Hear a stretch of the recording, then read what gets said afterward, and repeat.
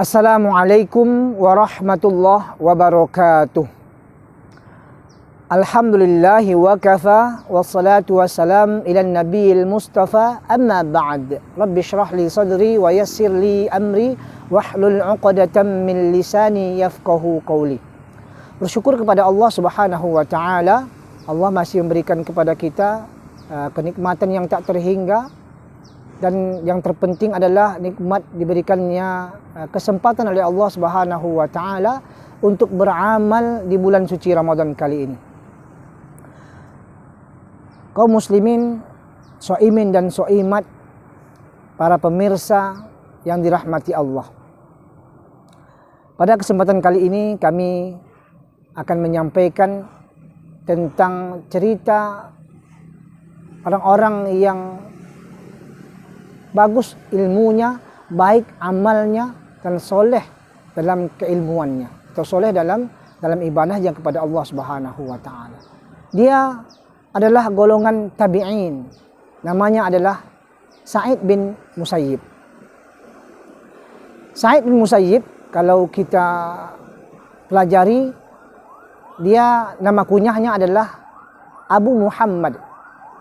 Nama lengkapnya adalah Sa'id bin Musayyib bin Hazan bin Wahab bin Amr bin Aidh bin Imran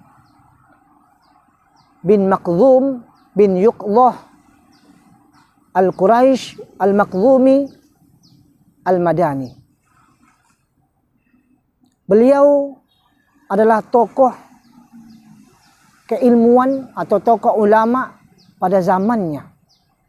Kemudian beliau adalah orang yang semangat dalam ibadahnya di masanya. Kalau kita berbicara tentang kehidupan beliau, beliau adalah orang yang sederhana. Ketika itu dia hidup, atau Allah lahirkan dia ketika Umar bin Khattab menjadi khalifah. 2 tahun Umar bin Khattab menjadi khalifah, dia pun lahir ke dunia dan diberi nama Sa'id al-Musayyib. Kemudian kehidupan beliau adalah orang yang sederhana. Kita lihat atau kita saksikan bahwa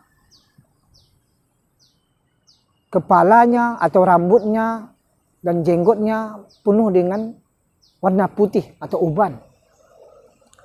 Dan kesederhanaan beliau juga beliau tampilkan dengan berpakaian beliau, karena beliau menyukai pakaian yang berwarna putih.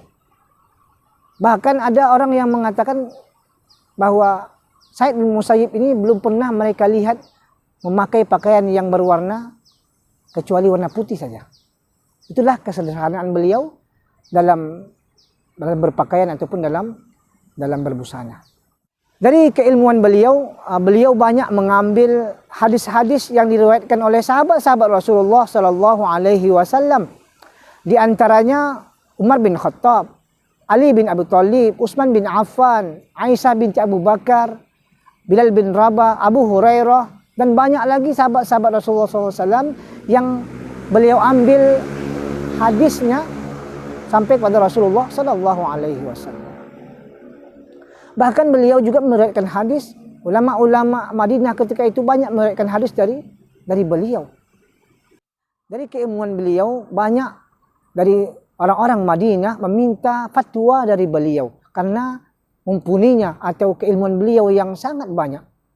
Luasnya pengetahuan beliau sehingga beliau diminta oleh orang-orang ketika itu, bahkan sahabat pun meminta pendapat atau fatwa dari beliau. Karena beliau memiliki keilmuan yang sangat luas sekali.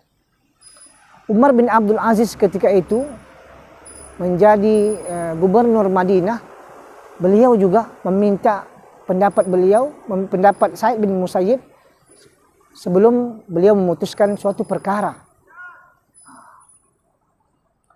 Shaimin dan shaimat yang dirahmati Allah. Untuk kewaraan beliau disampaikan sebelumnya tadi, beliau adalah orang yang sangat sederhana sekali. Bahkan beliau pernah diberikan oleh gubernur pada masanya untuk diberikan uang bulanan untuknya sampai 30.000 dirham untuk dia, tapi beliau tolak. Dan beliau mengatakan ketika seseorang sudah membutuhkan Allah, maka orang akan membutuhkannya. Artinya dia tidak membutuhkan orang lain, dia hanya membutuhkan Allah Subhanahu wa taala dalam hidupnya. Dalam keagamaan beliau atau semangatnya dalam beribadah, 40 tahun dalam hidupnya beliau tidak pernah tertinggal dalam salat berjamaah di masjid. 30 tahun dalam hidupnya dia tidak pernah tertinggal di masjid sebelum azan dikumandangkan. Begitulah semangat beliau dalam beribadah kepada Allah Subhanahu wa taala. Sampai-sampai beliau melaksanakan ibadah haji sebanyak 40 kali.